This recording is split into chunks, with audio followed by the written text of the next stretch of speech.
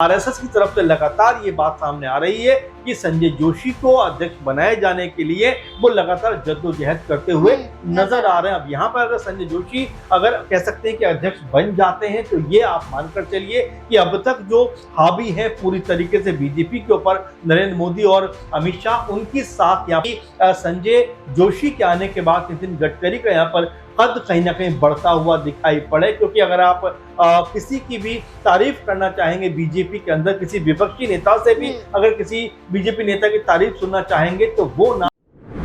दिल्ली में 14 जिलों में अध्यक्ष भारतीय जनता पार्टी ने चुन लिया, लेकिन आखिरकार भारतीय जनता पार्टी राष्ट्रीय अध्यक्ष पद का चुनाव करने में देरी क्यों कर रही है? क्या आरएसएस और भारतीय जनता पार्टी के बीच में तालमेल नहीं बन रहा है?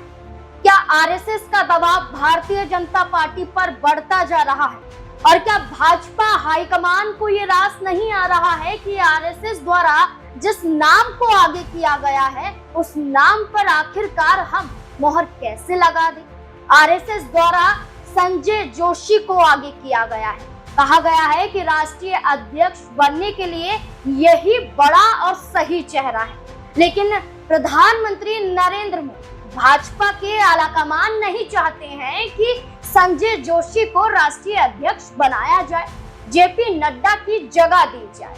क्योंकि गुजरात में संजय जोशी और नरेंद्र मोदी के बीच में जो दोस्ती हमने देखी, उस दोस्ती में जो दरार आई उसका सबसे बड़ा जरिया नरेंद्र मोदी ही नजर आए। और आलम ये आ चुका है कि ये हो चुका है आलम कि अब संजय जोशी को राष्ट्रीय अध्यक्ष बनाने के लिए आरएसएस द्वारा दबाव डाला जा रहा है, लेकिन भाजपा हाईकमान तैयार नहीं है। क्योंकि दो बड़े चेहरे, दो धुर विरोधी एक साथ एक पार्टी में कैसे रह सकते हैं? क्या भाजपा इन्हीं दो चेहरों की वजह से टूट जाएगी? बड़ा सवाल यहाँ पर बन जाता है। आखिरकार संजय जोशी को ही क्यों आगे करने का दबाव बनाया जा रहा है, ये भी सवाल है। और ऐसे में वसुंधरा राजे, शिवराज सिंह चौहान, ये भी आरएसएस से निकले हुए बड़े चेहरे हैं। इन चेहरों को क्यों आगे नहीं किया जा रहा है? क्या इन चेहरों की भी सहमति संजय जोशी को लेकर है? और क्या भाजपा हाईकमान को ये बर्दाश्त नहीं हो रहा है? तमाम सवाल जुड़ जाते हैं, सवालों के जवाब लेंगे। मेरे साथ मेरे वरिष्ठ सहयोगी अमन सर मौजूद हैं।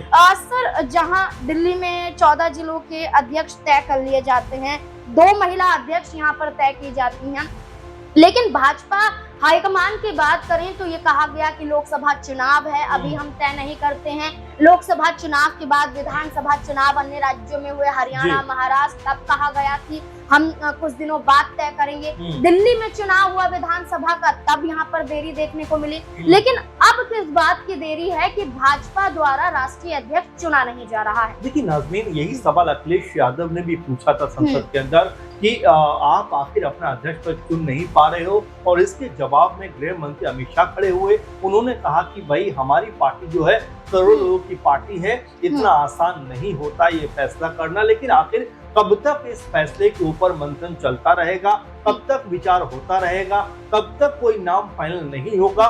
बड़ा सवाल अब बीजेपी को लेकर ये बनता हुआ दिखाई पड़ रहा है। आपने जिस नाम का जिक्र किया संजय जोशी, दरअसल ये मोदी जी के ठीक साथ में ही इनकी राजनीतिक करियर की शुरुआत हुई थी। 90 के दशक में 95 आते आते कह सकते हैं कि संजय जोशी की जो मजबूती थी संगठन के अंदर, वो मोदी जी से भी काफी आगे दिखाई पड़ती थी। और जब कह सकते हैं 2000 आते आते मुख्यमंत्री बनने की बारी आई, मोदी जी जिस तरह से आगे बढ़े उसको लेकर भी संजय जोशी बेहद नाराज थे मुख्यमंत्री मोदी के बनने के बाद। क्योंकि हर कोई ये उस समय गुजरात में मान के चल रहा था कि संजय जोशी के कह सकते हैं बेहतर रणनीति की वजह से बीजेपी ने गुजरात के अंदर खुद को मजबूत किया है, सत्ता में लेकर आए हैं। लेकिन जिस तरह से इसका पूरा फल मोदी जी को मिला, संजय जोशी को नहीं मिला, उस बात को लेकर वो बेहद खफा नजर आते हैं। 2005 आते आते एक अलग तरह का माहौल बीजेपी के अंदर बनने लगा, क्योंकि संजय जोशी के ऊपर इस तरह के आरोप लगा दिए गए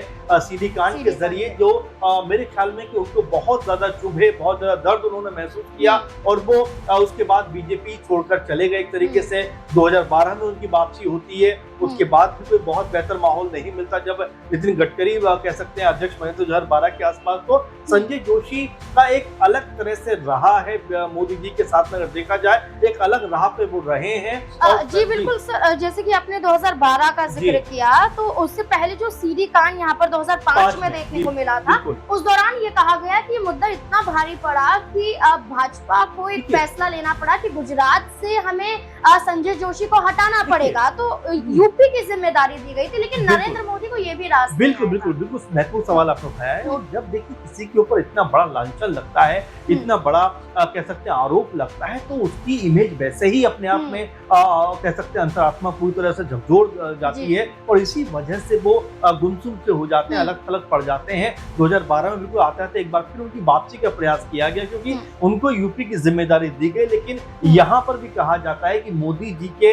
इंटरफेयर की वजह से या उनके दबाव की वजह से संजय जोशी का पत्ता यहाँ से भी साफ हो जाता है। अब जिस तरह से एक बार फिर ये बात उठ के सामने आ रही, क्योंकि देखिए 2024-25 की हम लगातार बात कर रहे हैं, तो 24 में अध्यक्ष का कार्यकाल जो था वो खत्म हो गया था, और तब से लगातार उस कार्यालय को, जो कार्यकाल को लगातार बढ़ाया जा रहा है, और लगातार उस डेट को आगे बढ़ाया जा रहा है कि भाई हम अभी तलाश कर रहे हैं, देख रहे हैं। लेकिन जिस तरह से आरएसएस के बहुत सारे लोग इस बात को लेकर अड़े हुए हैं कि संजय जोशी ही अध्यक्ष बनने चाहिए, तो ये भी मानकर चला जा रहा है कि क्या उनको अब मोदी जी की काट के तौर पर लेके आया जा रहा है, क्योंकि मोदी जी अब ऐसा भी है कि, क्योंकि आपने देखा भी कि जेपी नड्डा ने चुनाव के दौरान जो अध्यक्ष है बीजेपी के, ये तक कहा था कि भाई हमें आरएसएस की जरूरत नहीं है, अगर वो हटेंगे तब भी हम चुनाव जीत जाएंगे। तो क्या आरएसएस अब ये चाहता है कि अपने मजबूत स्तंभ को एक तरीके से बीजेपी के अंदर सेट करे, ताकि उनकी जो कह सकते हैं जो वो चाहते हैं वो यहाँ पर होता हुआ दिखाई पड़े। तो ये कई ऐसे सवाल हैं जो उभर कर सामने आ रहे हैं, लेकिन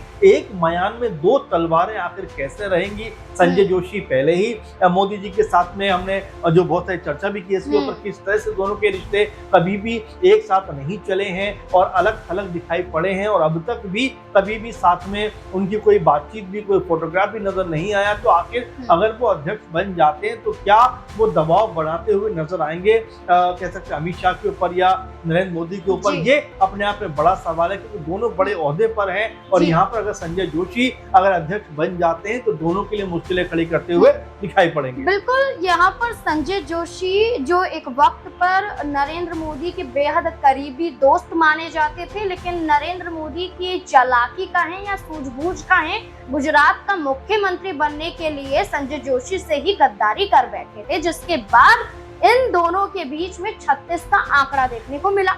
लेकिन अब संजय जोशी का नाम आरएसएस द्वारा आगे किया जा रहा है। इसके जरिए मोहन भागवत ने प्रधानमंत्री नरेंद्र मोदी से मुलाकात हाल फिलहाल में की थी, बैठक भी यहाँ पर हुई थी। इसके अलावा आरएसएस द्वारा कई और नाम भी आगे किए गए थे, लेकिन उस पर भी फैसला नहीं हो पाया।